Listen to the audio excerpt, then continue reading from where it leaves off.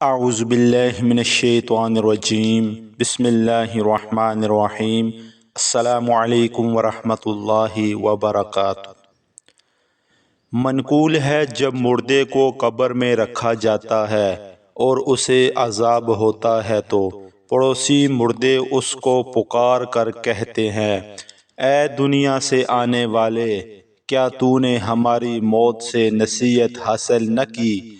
کیا تو نے نہ دیکھا ہمارے اعمال کیسے ختم ہوئے اور تجھے تو عمل کرنے کی بھی مہلت ملی تھی، لیکن تو نے وقت ضائع کیا۔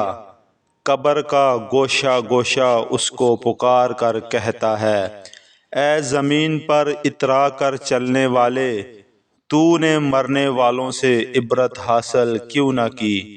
کیا تو نے نہیں دیکھا تیرے مردہ رشتہ داروں کو لوگ اٹھا اٹھا کر کس طرح قبروں تک لے گئے؟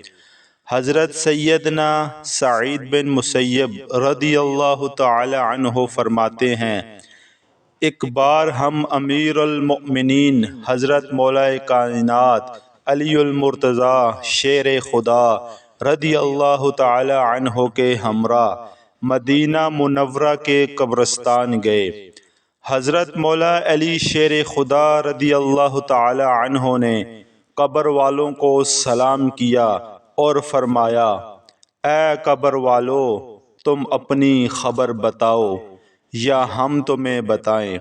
حضرت سیدنا سعید بن مسیب رضی اللہ تعالی عنہ فرماتے ہیں کہ ہم نے قبر سے وعلیکم السلام ورحمۃ اللہ وبرکاتہ کی آواز سنی اور کوئی کہنے والا کہہ رہا تھا، یا امیر المؤمنین، آپ ہی خبر دیجئے کہ ہمارے مرنے کے بعد کیا ہوا؟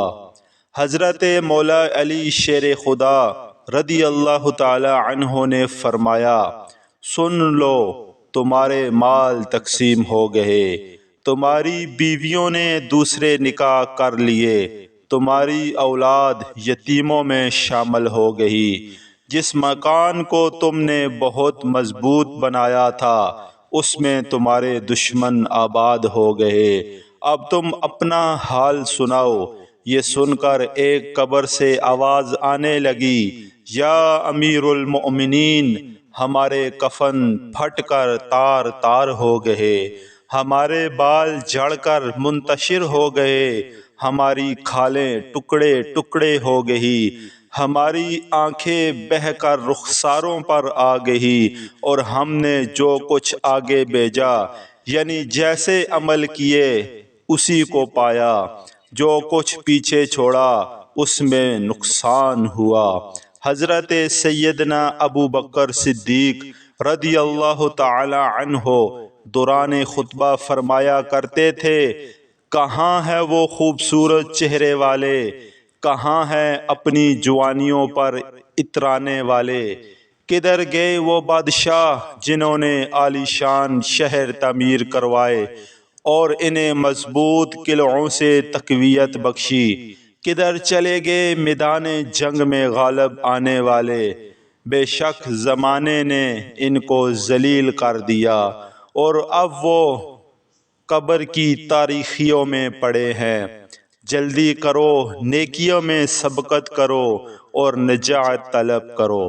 معزز سامعین، امیر المؤمنین حضرت سیدنا صدیق اکبر رضی اللہ تعالی عنہ ہمیں دنیا کی بے ثباتیوں اور اس کی بے وفائیوں اور قبر کی تاریخیوں کا احساس دلا کر خواب غفلت سے بیدار فرما رہے ہیں، قبر و حشر کی تیاری کا ذہن دے رہے ہیں۔